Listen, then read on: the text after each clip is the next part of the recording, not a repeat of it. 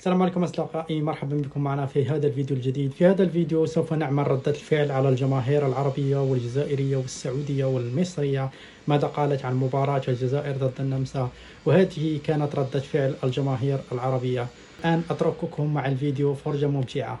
الجزائر رسميا والنمسا اتفقوا باش يتعادلوا، واخا هادشي راه ضد القوانين ديال الفيفا، وإلا تبتات عليهم الاتفاقيه مشاو بجوج. النمسا والجزائر قال لك اسيدي اتفقوا باش يتعادلوا، باش يفوتوا بجوج يتاهلوا بجوج. وفين راكم الششاير؟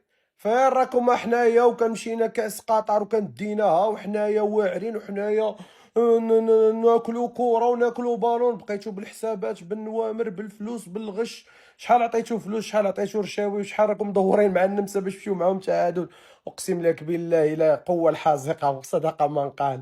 ايوا كاين اللي كيجيبها دراع وكاين اللي كيجيبها بكعالتو. ايوا معليش نتفرجوا فيكم اليوم في الضحك ونضحكوا عليكم، ماشي مشكل. تلفتوا هذا الدور هذا غطيحوا في ماماكم اسبانيا، غتعطيكم هذيك اسبانيا اللي قصيناها حنا، غتشدكم غتكرمدكم مزيان. اقسم بالله لا ماتش مخدوم، ماتش مخدوم هكا ينعلبوها كاليفيكاسيون كيما هكا. اقسم بالله لا نعلبوها كاليفيكاسيون كيما هكا.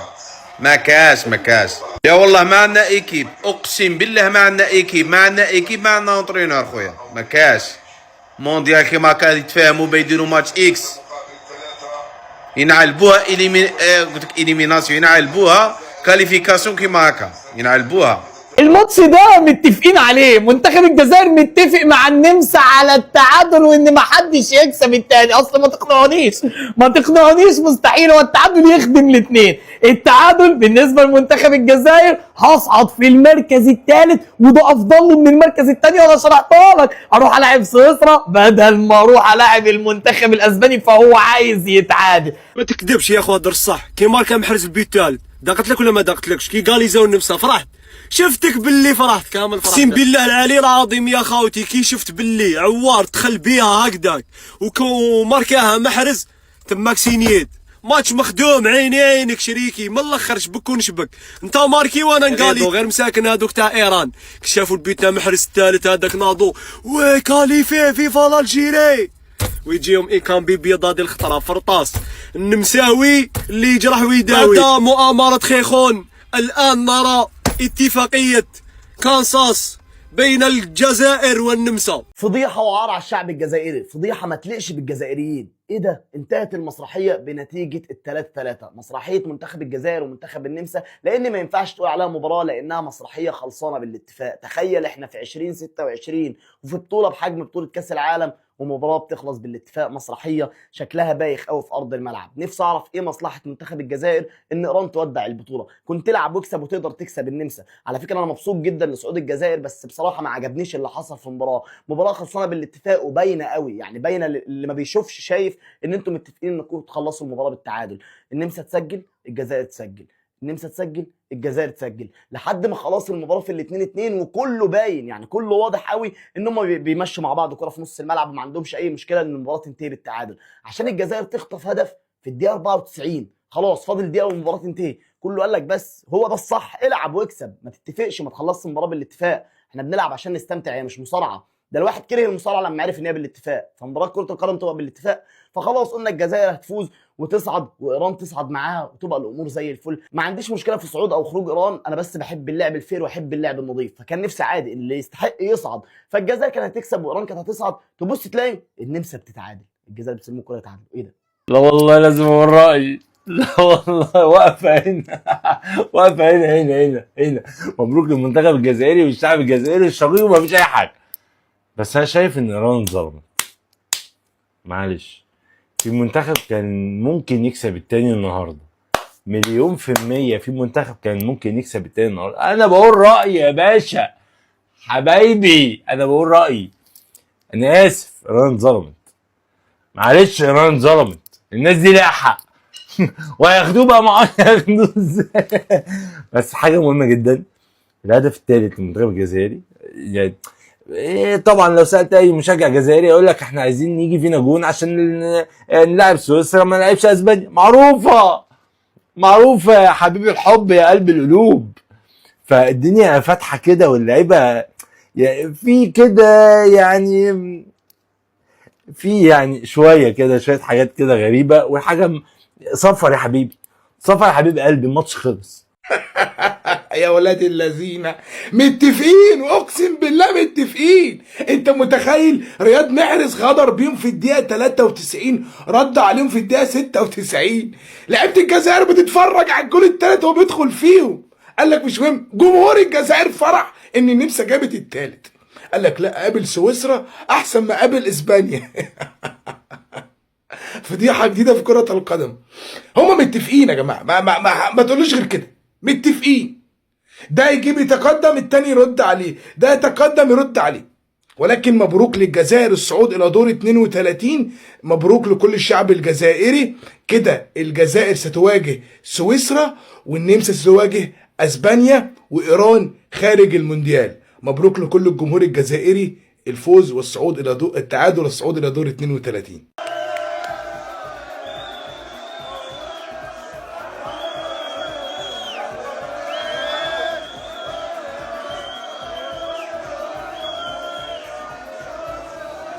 ألف مبروك لإخواننا الجزائريين التأهل للدور القادم، تستاهلون يا جزائريين. ولكن يا إخوان صار في أحداث كثير في المباراة، صار في عبث، باختصار صار في عبث. في آخر الدقائق كانت النتيجة 2-2، وكان الجزائر متأهل بشكل رسمي والنمسا أيضا متأهلة بشكل رسمي. ولكن رياض محرز عمل مفاجأة في آخر الدقائق وسجل هدف الفوز لمنتخب الجزائر. ولكن هدف الفوز لمنتخب الجزائر أو هدف رياض محرز لمنتخب الجزائر كان كارثة على المنتخب الجزائري، لأنه في حال انتصر الجزائر راح يواجه منتخب إسبانيا في دور 32. يعني رياض محرز جاب الكارثة. ولكن لاعبين الجزائر ما احتفلوا مع رياض محرز، وقالوا لرياض محرز الهدف هذا راح يتسبب علينا بكارثة، راح نواجه إسبانيا. رياض محرز، لاعبين الجزائر حاولوا يعدلون غلطة رياض محرز ويتداركون الموضوع.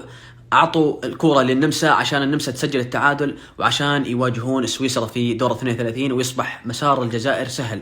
فلعيبة الجزائر الأمانة تداركوا الموضوع وجعلوا النمسا تتعادل معاهم وتسجل هدف، وبكذا الجزائر والنمسا إلى الدور القادم. ولكن يا إخوان وين الكارثة؟ المتضرر كان المنتخب الإيراني. يعني بهدف رياض محرز، هدف الانتصار، كانت إيران إلى الدور القادم. يعني رياض محرز كان مؤهل إيران إلى الدور القادم، ولكن بعد هدف النمسا الثالث، هدف التعادل، للأسف الشديد إيران خارج بطولة كأس العالم. جنون يا إخوان، جنون. كرة القدم في كأس العالم كانت فقط في دقيقة واحدة في مباراة الجزائر. المباراة اللي شغالة دي مسرحية من الآخر، مسرحية اتعملت على إيران، مسرحية اتعملت مش علشان هما الاتنين يصعدوا فقط، لأ، ده علشان أصلا إيران ما تصعدش.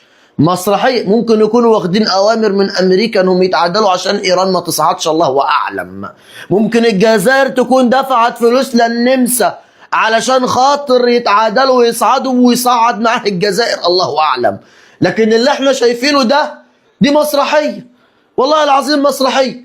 ده حتى الجزائر لما اتعادلت وبتاخد فرص، لعيبة الجزائر نفسها ما بترضاش تهاجم. لا لا لا لا لا، الله يكون في عون كل مشجع جزائري اتفرج على المباراة دي.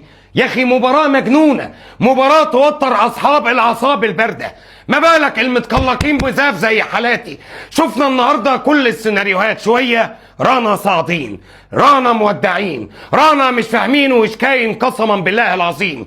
شوية هنلاعب اسبانيا، لا يا جماعة هنلاعب سويسرا، لا هنلعب ويكفينا شرف المحاولة وخلاص ونتوكل على الله ونمشي. تتفرج النهاردة النمسا في الدقيقة 28 كانت النمسا صاعدة مع ايران، في الدقيقة 45 رفيق بالغالي، واي هدف دوت يا عم رفيق؟ ايه ده، انت تلعب مهاجم يا ابني؟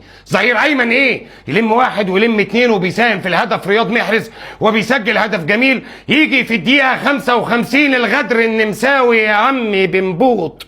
يا اخويا سد كورة يا عمي، كورة واحدة نفسي اشوفك تصدها. انا مش فاهم حتى الهدف الاولاني، لا منك طلعت وقفلت زاوية التسديد بتاعة اللاعب واخد بالك، ولا من الراجل اللي اسمه عيسى مندي كان رد فعله سريع ولا اي حاجة.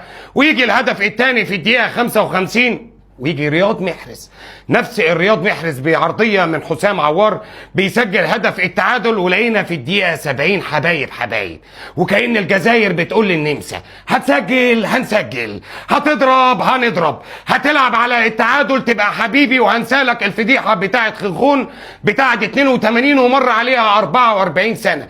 مع اننا احنا واخد بالك ممكن نسامح وما ننساش، ولكن هنعديها لك. ويجي نفس الرياض محرز، عايز تورطنا رياض؟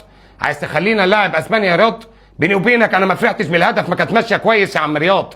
فيجي رياض محرز بتمريره من ابراهيم ماذا يسجل الهدف الثالث في الدقيقه 93 وهوب المنتخب الايراني والشعب الايراني بيفرح، الجزائر وايران في دور ال 32 وباي باي يا نمسا. وتلاقي ان الجزائر وهي بتلعب ب3 قلوب دفاع بعد التغييرات اللي عملها بيتكوفيتش من اوفر، واخد بالك، في الدقيقه 95 عشان المنتخب الايراني يشوف كل اسوأ السيناريوهات.